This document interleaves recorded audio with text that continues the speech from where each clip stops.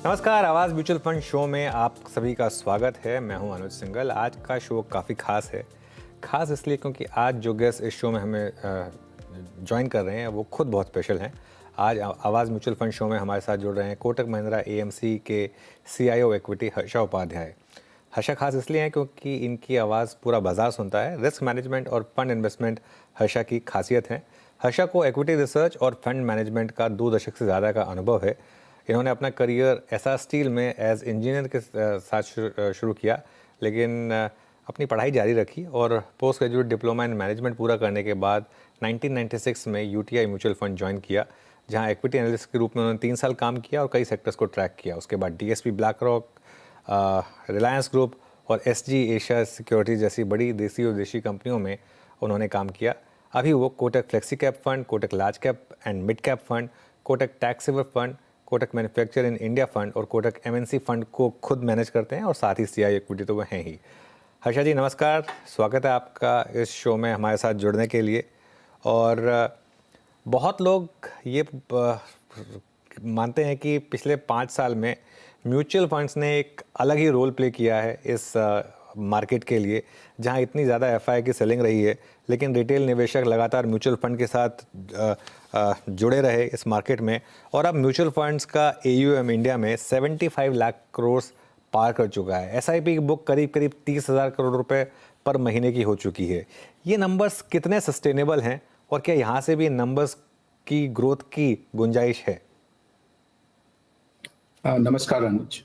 जैसे आपने जिक्र किया, जो एमएफ्स का एक रोल रहा है पूरे इक्विटी मार्केट्स में इंडिया में, ये मेरे ख्याल से कंटिन्यू हो सकता है, क्योंकि आप जो 75 लाख करोड़ का ईयूएम का जो बात किया है, ये एक्चुअली पहले भी इतना ही ग्रो हो रहा था इंडस्ट्री। अगर आप देखेंगे 2000 में इंडस्ट्री का टोटल एयूएम करीब करीब 1 लाख करोड़ था। 2010 में ये पहुंच गया करीब करीब 5 लाख करोड़। राइट, सो 5x एक एक 10 साल का जो अवधि है उसमें करीब करीब 5 टाइम्स ग्रो हुआ। और वही जो एयूएम 5 लाख करोड़ था 2010 में, 2020 के आसपास ये 25 लाख पहुंच गया। राइट, तो वही ग्रोथ रेट हम अभी भी देख रहे हैं, जहां पे वो 25 का शायद 2030 में 125 तक जा पहुंच पाएगा। और हम कहीं बीच में हैं अभी 2025 में 75 लाख करोड़ के आसपास। तो मेरे हिसाब से ये जो पेनिट्रेशन लेवल्स हैं इंडिया में अभी भी बहुत ही कम है। बहुत ही कम लोग निवेश करते हैं और उससे भी बहुत ही कम लोग इक्विटी में निवेश करते हैं। और जैसे जैसे इनकम लेवल्स इंडिया में बढ़ेगी और इन्वेस्टर्स का अवेयरनेस बढ़ेगा इन्वेस्टमेंट प्रोडक्ट्स पे और इक्विटी पे ज्यादातर, तो ये ग्रोथ तो कंटिन्यू होना चाहिए। तो हमें लगता है कि पेनिट्रेशन लेवल्स इतने कम रहने की वजह से ये ग्रोथ रेट और कुछ सालों के लिए यही रफ्तार से चलना चाहिए। ओके। अच्छा, एक चीज़ मैं ज़रूर कहूँगा, एक मैं आपको डेटा पॉइंट दिखाता हूँ। जो इक्विटी म्यूचुअल फंड्स में निवेश का ट्रेंड है, मई 2025 में करीब करीब 19,000 करोड़ था, जून 2025 में करीब करीब 23,500 करोड़ था। उसके बाद एक मैसिव स्पर्ट आया, जुलाई में हम गए करीब करीब 42,600 करोड़ पर हर्षा जी। लेकिन पिछले 2 महीने में, अक्टूबर का डेटा अभी हम अवेट कर रहे हैं, लेकिन पिछले 2 महीने में 42,000 करोड़ से 33,000 करोड़ और 33,000 करोड़ से 30,000 करोड़ पर आया। हालांकि ऑब्वियसली अगर आप जून तक का ट्रेंड देखेंगे उससे तो अभी भी ऊपर है, लेकिन जो जुलाई का 42,000 करोड़ था उसके मुकाबले थोड़ा नीचे आया है। ये ओवरऑल ट्रेंड को देखकर कुछ डरने की जरूरत है, या 30,000 करोड़ भी आप मानेंगे कि बहुत बड़ा नंबर है मंथ के हिसाब से? अनुज जी, देखिए 30,000 करोड़ भी एक अच्छा खासा नंबर है। और जुलाई का मैं आपको बताऊंगा, अगर आप 2024 कैलेंडर ईयर देखेंगे तो करीब करीब 1,17,000 करोड़ जो पैसे आए थे वो एनएफओ के वजह से आए थे। और ये बिल्कुल ही ठंडा हो गया था पहले कुछ महीनों में 2025 में। लेकिन जुलाई महीने में हमने फिर से देखा, जहां पे काफी सारे एनएफओस एक बार फिर से काफी इंटरेस्ट के साथ एनएफओस चले और काफी अमाउंट कलेक्ट भी हुआ। तो उसके वजह से जो आप देख रहे हैं जैन टू मई महीने के बीच में जो चल रहा था, उस रन रेट से काफी अच्छा रन रेट आपको जुलाई महीने में दिखाई दिया। और अभी थोड़ा बहुत कम हुआ है, क्योंकि फिर से एनएफओस इतने नहीं है। और यूजुअली अगर आप देखते हैं तो एक एसआईपी का नंबर्स हैं जो मोर और लेस एक स्टेडी ग्रोथ रेट पे चलते जा रहा है, और जो लमसम निवेश होता है वो मार्केट के शॉर्ट टर्म सेंटिमेंट्स के हिसाब से ऊपर नीचे होता रहता है। और एनएफओस जनरली उसी टाइम पे होते हैं जब मार्केट्स में बहुत ज्यादा कॉन्फिडेंस रहता है या बहुत सारे प्रोडक्ट्स आते हैं। तो हमें लगता है कि वो फेज जो 2024 में देखा था वो अभी शायद 2025 में इतना कुछ नहीं दिखाई दे रहा है। तो इसलिए करीब करीब 10,000 करोड़ का जो मंथली एनएफओ का वॉल्यूम था वो कम हो चुका है, लेकिन एसआईपी और बाकी जो निवेश का नंबर्स हैं वो मोर और लेस वैसे ही कंटिन्यू हो रहे हैं। और जो जो ओवरऑल 30,000 करोड़ का जो नंबर है वो बिल्कुल अच्छा नंबर है, और मुझे नहीं लगता है कि उससे कोई चिंता का विषय है। मैं एसआईपी नंबर पर भी आऊँगा, लेकिन मैं पहले इस पॉइंट को कंप्लीट करना चाह रहा था। अब इसमें मैं आपको हर्षा जी 2 और इंटरेस्टिंग डेटा पॉइंट्स, ऑब्वियसली आपके पास सारे डेटा पॉइंट्स होंगे। मैं लार्ज कैप में निवेश का ट्रेंड देख रहा था और मिड कैप और स्मॉल कैप में निवेश का ट्रेंड देख रहा था। लार्ज कैप में अगर आप पिछले 3 महीने देखें, जुलाई में 2125 करोड़, अगस्त में 2835 करोड़ और सितंबर में 2319 करोड़ के करीब आए। तो आप मान के चलिए कि 3 महीने में करीब करीब 7300 करोड़ का इन्फ्लो आया है लार्ज कैप में। उसी को अगर आप मिड कैप और स्मॉल कैप में देखेंगे तो मिड कैप में मंथली रन रेट 5,000 करोड़ से ऊपर का है। 3 महीने में 15,000 करोड़ रुपए से ऊपर का इन्फ्लो है, जबकि लार्ज कैप में ये नंबर 7,000 करोड़ का है। और स्मॉल कैप में भी 3 महीने का अगर आप देखेंगे तो मोटा मोटी जो इन्फ्लो का ट्रेंड है वो करीब करीब 5,000 रुपये पर मंथ का है। जुलाई में 6,500 था, सितंबर में थोड़ा कम होकर 4,400 आ गया, अगस्त में 5,000 ही था। तो 15,000 करोड़ से ज़्यादा मिड कैप और स्मॉल कैप में इन्फ्लो 3 महीने का, लार्ज कैप में लेकिन उसके मुकाबले 7,300 करोड़। ये सवाल मैं आपसे इसलिए पूछ रहा हूँ, लगातार इस चैनल पर और हर चैनल पर चर्चा हुई है कि लार्ज कैप में इस समय बहुत ज़्यादा वैल्यू है कंपेयर टू मिड कैप और स्मॉल कैप, लेकिन वो नंबर्स में रिफ्लेक्ट नहीं होता। अभी भी सारे इन्वेस्टर्स चेज मिड कैप और स्मॉल कैप को ही कर रहे हैं। ऐसा क्यों हो रहा है? अनुज जी, थोड़ा सा मैं इस पे फोकस करना चाहूंगा कि लार्ज कैप जब हम देखते हैं तो हमें लार्ज कैप कैटेगरी के अलावा लार्ज एंड मिड और फ्लेक्सी कैप कैटेगरी भी देखने चाहिए, क्योंकि वहां पे भी जो एक एक प्रिडोमिनेंट इन्वेस्टमेंट होता है वो लार्ज कैप में ही जाता है, राइट। तो इसीलिए टोटल जो लार्ज कैप में जो निवेश हो रहा है वो लार्ज कैप कैटेगरी से ज्यादा निवेश हो रहा है, वो पहली बात। जरूर लार्ज एंड मिड में थोड़ा बहुत तो मिड कैप में भी निवेश होता है, तो मिड कैप का नंबर्स भी थोड़े बढ़ेंगे, लेकिन ओवरऑल जितना कम आप देख रहे हैं लार्ज कैप कैटेगरी में वो एक्चुअल नंबर्स नहीं है। लार्ज कैप में जो निवेश हो रहा है उससे ज्यादा निवेश हो रहा है, ये पॉइंट मुझे बताना था। और दूसरी चीज जो है, देखिए, रिटेल इन्वेस्टर्स को बहुत बार ऐसा होता है कि उनको प्राइस लेवल्स पता रहता है या इंडेक्स लेवल्स पता रहता है, लेकिन वैल्यूएशन लेवल्स समझना थोड़ा मुश्किल हो जाता है। तो वहीं पे इस तरफ का शायद इंटरेस्ट जो हम देख रहे हैं मिड एंड स्मॉल कैप में वो कंटिन्यू हो रहा है। एक तो पहली बात है कि अगर आप कोई निवेश किए हैं पोस्ट कोविड, तो हो सकता है कि आपके मिड कैप और small cap funds large cap या लार्ज कैप डोमिनेटेड फंड से ज्यादा रिटर्न्स दिए। तो आपको लगता है कि जो पिछले 3 या 4 साल में जो चला है उसी हिसाब से आगे भी फ्यूचर भी प्ले आउट होगा, इसलिए शायद आप अभी भी उसी फंड्स में या उसी कैटेगरी पे आप बेट करते जा रहे हैं, जो ठीक नहीं है। आपको हर बार वैल्यूएशन देख के आगे बढ़ना चाहिए, लेकिन हो सकता है कि कुछ रिटेल इन्वेस्टर्स अभी भी उस हिसाब से पास परफॉर्मेंस को देख के चल रहे हैं। दूसरी बात है कि लोग प्राइस लेवल्स और इंडेक्स लेवल से ज्यादा एसोसिएट होते हैं, बल्कि वैल्यूएशन लेवल जो समझना मुश्किल रहता है। तो इसीलिए भी कभी कभी ये होता है कि अगर आप देखते हैं निफ्टी एक पर्टिकुलर लेवल पे चल रहा है या मार्केट के कोई स्टॉक एक पर्टिकुलर लेवल पे चल रहा है, तो लोगों को लगता है कि पिछले साल भी यही लेवल पे था, इस साल भी यही लेवल पे है, तो ठीक ठाक ही है। लेकिन हो सकता है कि बीच में अर्निंग्स का ऊपर या नीचे हो गया है, तो उस हिसाब से वैल्यूएशंस भी चेंज होते हैं, वो समझना जरूरी है। तो इसीलिए हमें लगता है कि हो सकता है थोड़ा बहुत आज के दिन में भी मिड कैप और स्मॉल कैप में ज्यादातर निवेश हो रहा है, लेकिन अगर आप वैल्यूएशन को मान के चलते हैं और हायर वैल्यूएशन लेवल को आप रिस्की समझते हैं, तो जरूर एक टिल्ट लार्ज कैप की ओर लाना जरूरी। आपका खुद का mid cap mutual fund Harsha ji काफ़ी बड़ा बन चुका है, मेरे ख्याल से शायद सेकंड बिगेस्ट है ईयूएम के टर्म्स में। 58,000 करोड़ प्लस का आपका मिड कैप का ईयूएम है। आई थिंक जो आपके शायद लार्ज कैप ईयूएम से भी ज़्यादा होगा। और रिटर्न्स भी अच्छे रहे हैं। मिड कैप में आपके 3 साल में 23% के करीब के कैगर रिटर्न्स जनरेट हुए हैं। ये कहीं ना कहीं आपको एज अ फंड मैनेजर थोड़ा स्लीपलेस नाइट होती है क्या, कि इतना पैसा एक तो मैनेज कैसे करें, और दूसरा जो इन्वेस्टर्स की एक्सपेक्टेशन है पिछले 3 साल में 25% का कैगर देखने के बाद, उसको कैसे मैनेज करें?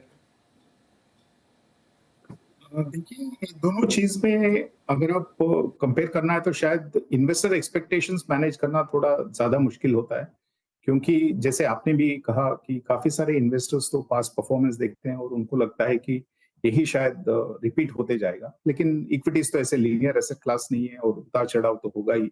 और जो हमने पोस्ट कोविड रिटर्न्स देखे हैं, ये सुपर नॉर्मल रिटर्न्स कहा जा सकता है, क्योंकि आप देखिए, अगर आप 20-30 साल का लॉन्ग टर्म रिटर्न्स देखते हैं निफ्टी का या इंडियन मार्केट्स का, जनरली वो 13.5-14% का सीएजीआर रिटर्न्स है। और अर्निंग्स भी मोर और लेस उसी लेवल पे लॉन्ग टर्म में प्ले आउट हुआ है। तो यानी कि ओवर द लॉन्ग टर्म जो अर्निंग्स ग्रोथ और मार्केट रिटर्न से मोर और लेस साथ साथ चलते हैं। लेकिन अगर आप पोस्ट कोविड क्या हुआ वो समझना चाहते हैं, तो यही है कि अगर आप पिछले 3 साल देखते हैं कोविड से पहले, वहां पे मार्केट्स एक तरफ से अर्निंग्स ग्रोथ एकदम ही कम हो गया था। और जो कोविड में फॉल हुआ वहां पे mid and small caps large cap से ज्यादा गिरे और पिछले 3 साल में भी अंडर परफॉर्म कर चुके थे। यानी कि आपका जो एंट्री पॉइंट रहा पोस्ट कोविड, वो बहुत ही अट्रैक्टिव लेवल था मिड एंड स्मॉल कैप्स के लिए। वो पॉइंट नंबर 1। सेकेंड जो हुआ, जैसे मैंने बोला, long term average earnings growth करीब करीब 14% का सीएजीआर है। वो प्री कोविड सिंगल डिजिट में पहुंच गया था, लेकिन जो कोविड के बाद जो रिकवरी हुआ वो सिर्फ एवरेज पे नहीं गया, एवरेज से भी बहुत ऊपर चला गया, राइट।